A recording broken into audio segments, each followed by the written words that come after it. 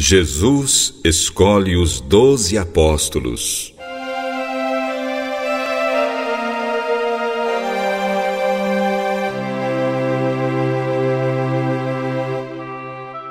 O mestre subiu ao monte. Convocou alguns discípulos que se reuniram com ele. E escolheu 12 para serem seus companheiros e pregadores da mensagem de salvação. Todos receberam o poder para expulsar espíritos maus. Eles foram chamados de apóstolos. Simão, a quem deu o nome de Pedro, Tiago e João, filhos de Zebedeu. A estes deu o nome de Boanerges, que quer dizer filhos do trovão.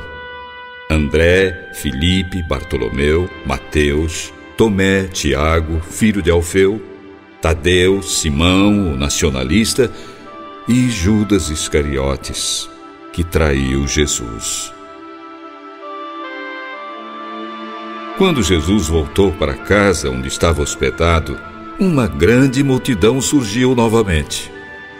Era tanta gente que ele e os discípulos não podiam nem comer. Os parentes de Jesus souberam disso e foram buscá-lo, porque algumas pessoas espalhavam que ele estava louco. Os membros do partido de Herodes e os fariseus falavam: ele está dominado por Satanás, o chefe dos demônios. É Satanás, sim, que dá poder a esse homem, senão jamais poderia expulsar os demônios.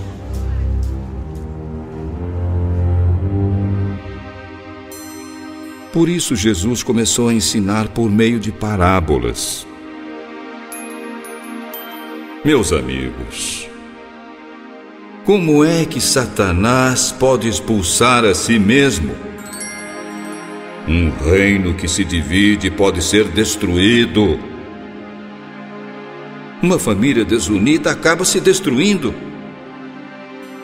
porque os seus membros lutam uns contra os outros. Se o reino de Satanás for dividido em grupos que lutam entre si, não continuará a existir? Também será destruído. Em verdade, eu digo a vocês, os pecados que uma pessoa comete podem ser perdoados, mas as blasfêmias contra o Espírito Santo nunca serão perdoadas. A culpa desse pecado vai durar para sempre.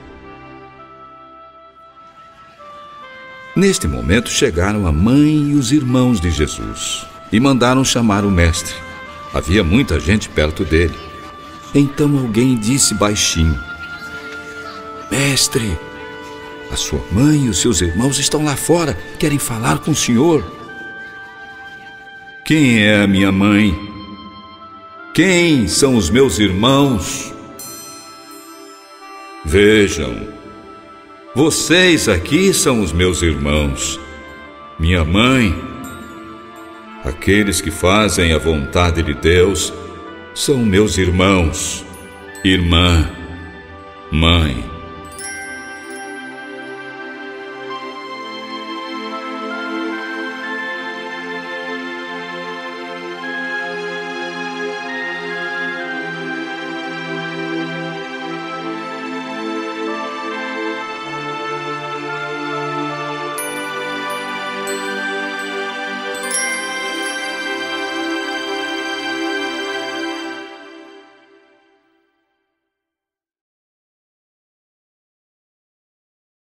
A parábola do semeador.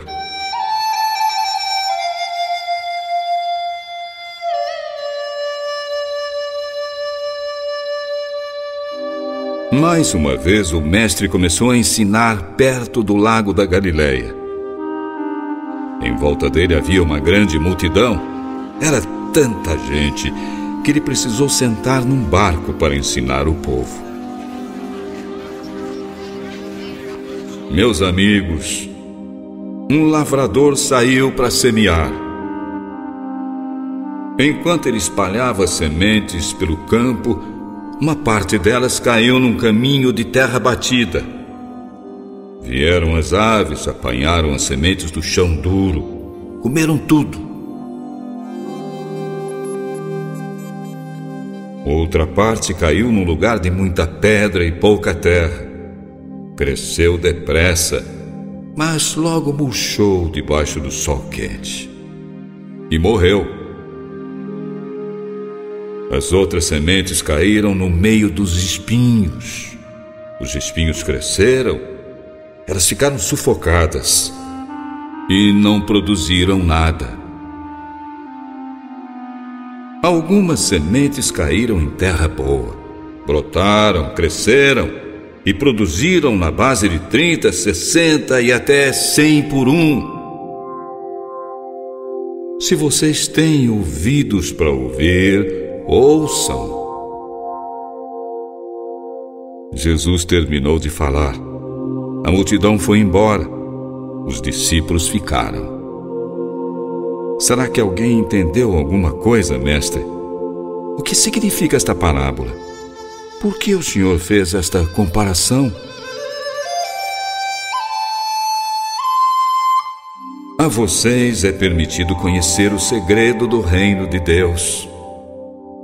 Mas para aqueles que vivem fora, eu ensino por meio de comparações, para que olhem e não enxerguem, escutem e não entendam nada. Assim eles não se convertem a Deus e não são perdoados. Se vocês não entendem esta parábola, como vão entender as outras que eu ainda não contei? O lavrador é qualquer um que semeia a mensagem de Deus com o propósito de plantar a boa semente na vida dos outros. Alguns são como a semente caída na beira do caminho. Logo que escutam, o demônio faz com que imediatamente esqueçam o que ouviram. Outros são como a semente caída em terreno onde havia muita pedra. Quando ouvem a mensagem, aceitam com alegria, mas duram pouco, porque eles não têm raízes. Quando chegam os sofrimentos e as perseguições, desistem logo. Outros ainda parecem a semente caída no meio dos espinhos. Eles ouvem a mensagem, mas quando surgem as preocupações deste mundo, a ilusão das riquezas e outras ambições, eles sufocam a mensagem e não produzem nenhum fruto. Mas existem aqueles que são como a semente lançada em terra fértil. Eles ouvem, aceitam, entendem a mensagem. Assim produzem muitos frutos, uns 30, outros 60 e outros ainda 100 vezes mais. O reino de Deus é como o homem que joga a semente na terra e volta para casa.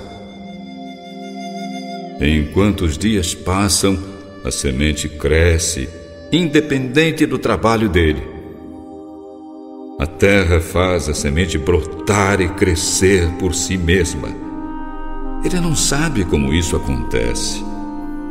Primeiro surge a planta, depois a espiga e mais tarde os grãos que enchem a espiga. Então o lavrador vem e colhe o fruto. Como eu posso descrever o reino de Deus? É como a semente de mostarda, a menor de todas as sementes. Depois de semeada, cresce muito e se torna uma das maiores plantas. Os seus ramos ficam tão grandes que os pássaros fazem seus ninhos para se abrigarem debaixo de suas folhagens. Assim, meus amigos, é o reino de Deus.